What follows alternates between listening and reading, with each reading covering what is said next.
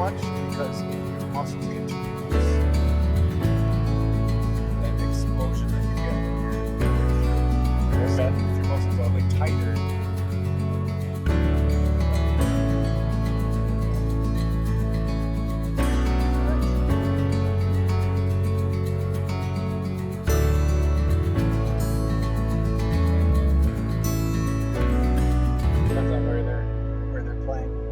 We are going to do a 5-disc distance challenge today. It's going to be disc golf. We play regularly, and the boy right here, my youngest brother, he is probably going to win today, but we're going to give him a run for his money. So we're going to have 5 discs each. We get 2 warm-up shots, and then we're going to each throw 5, and the farthest throw will win. Which is probably going to be Ian as well. Could be.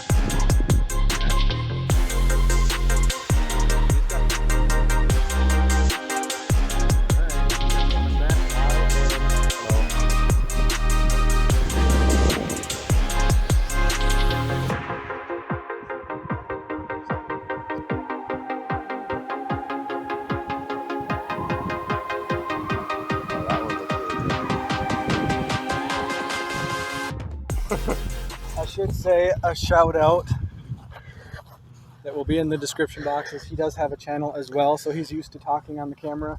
Yep. It's Stephen Cooley, Windows to Heaven Art. Yep. And you also do write. So. I do write. I've written a book, a novel, which will probably be a standalone novel. And it is in the editing process currently. I'd like to get it published. C.S. Lewis's book, Till We Have Faces, really, I read that book at the right time, and it inspired me to take my own world, which I've developed in a very similar way to Micah, and write this novel. So, yeah. I think this is my farthest one, although I don't know where the red one. I think so. Close, though. Officially, longest drive, Ian. Stephen was what, 12 feet? Probably about 12 feet. It was a close one. I want a rematch.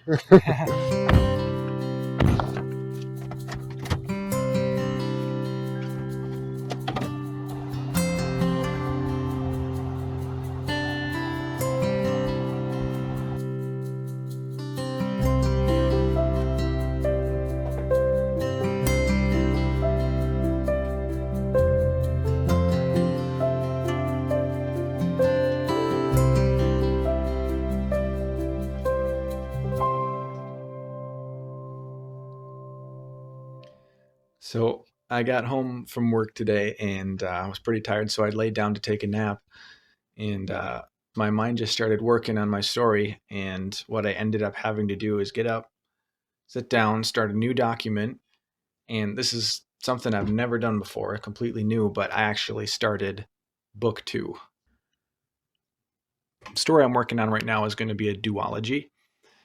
And I guess this comes with the benefit of having plotted out enough ahead of time because I know how book 1 is going to end up.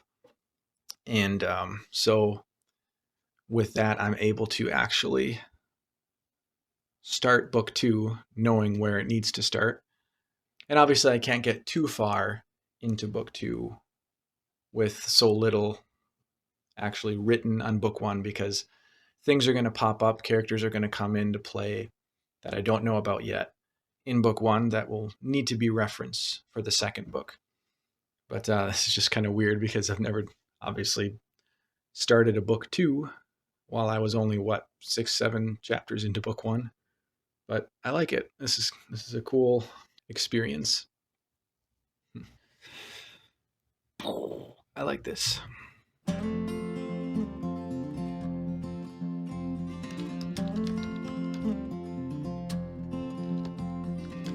If things continue this way, I mean, it depends on how book one goes, but I might be able to actually get the drafts done fairly close to one another in a time frame, which is awesome.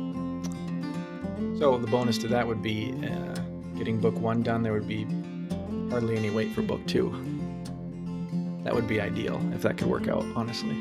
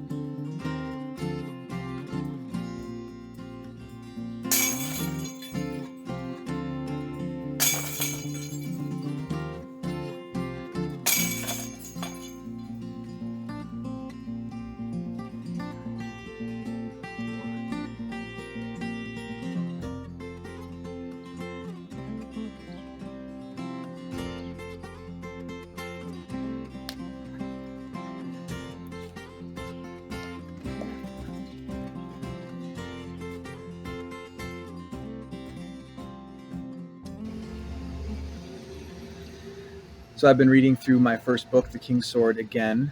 It's been several years since I've gone through it myself.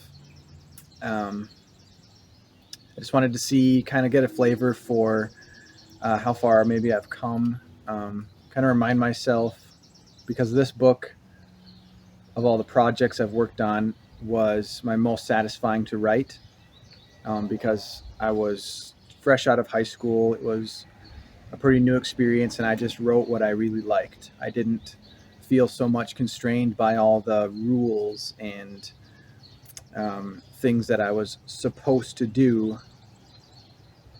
as a writer. I just wrote what I liked and what I enjoyed. Yes, I have gotten better in my writing style, in my plotting, character development, maybe. But I think why this book still stands as an enjoyable read, and I still enjoy it, is because of that fact that I was able to write what I wanted to write at that time. So this book I should talk about a little bit. It is available for sale right now.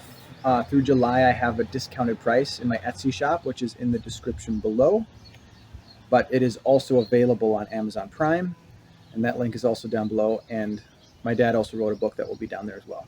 But you know, you'll observe that it says the Tor Trilogy, and I can't really change the cover right now because it's pretty much hard coded. The picture that I use now, I don't have the editable version anymore.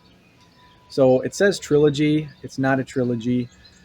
I put trilogy on there because I had this thing at that time that I was, everything that I love to read was always in a trilogy form. And so I put it as a trilogy. Bye. Go to your fields.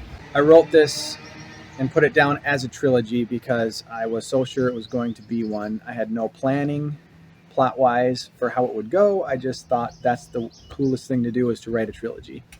So I put a trilogy on there. Life happened, did not turn into a trilogy, but this book is very much standalone. It has a satisfying ending. It could go on. There's small things that are left open, but it doesn't really affect it as a standalone novel. So I should say that. but I'm really enjoying digging back into it.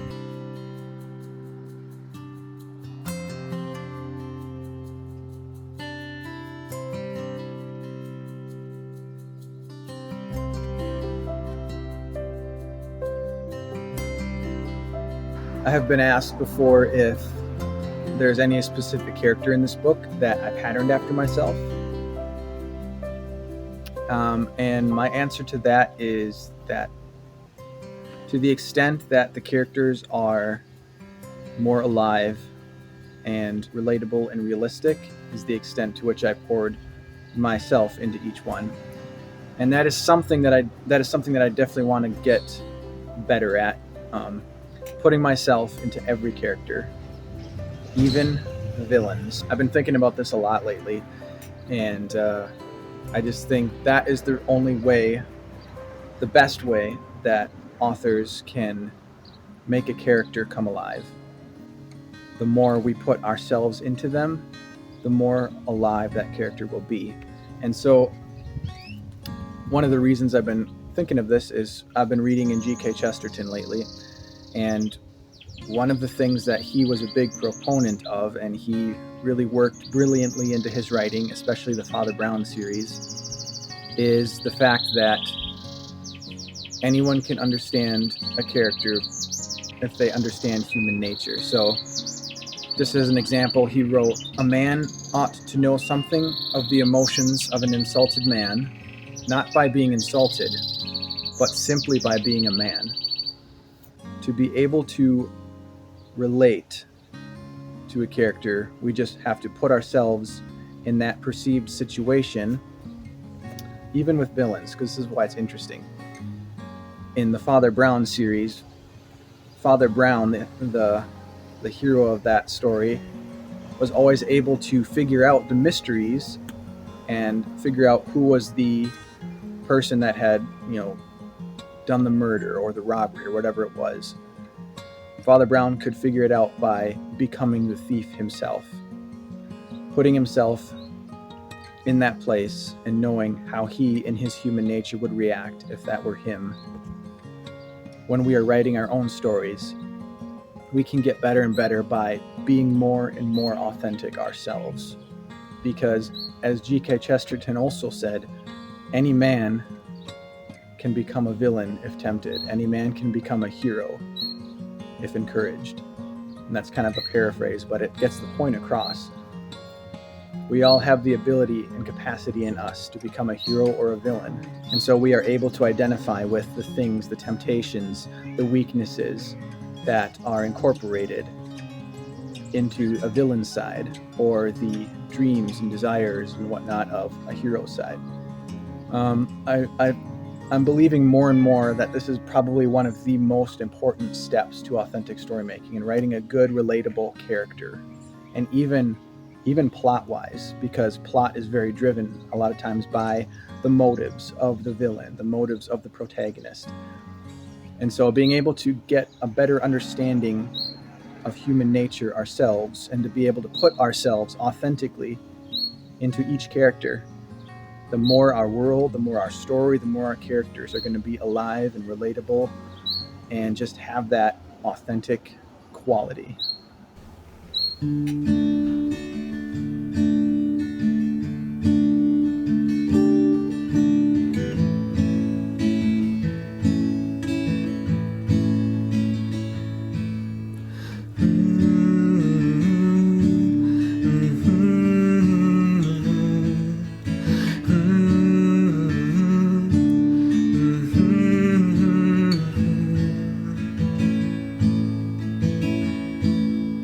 Time with you in a time once had passed between my hands. The memories we can feel them fade like circles in the sand. 1,000 thoughts, 1,000 dreams lost within the day. 1,000 ways for souls to touch the things that we should say. things that we should say. It's been a cold, bitter mile, maybe it could be a while, till the sun and the sky light the way. I'll bring you close, you could stay before our time's gone away, we should say. The things that we should say. Whoa, whoa, whoa, whoa, whoa, whoa,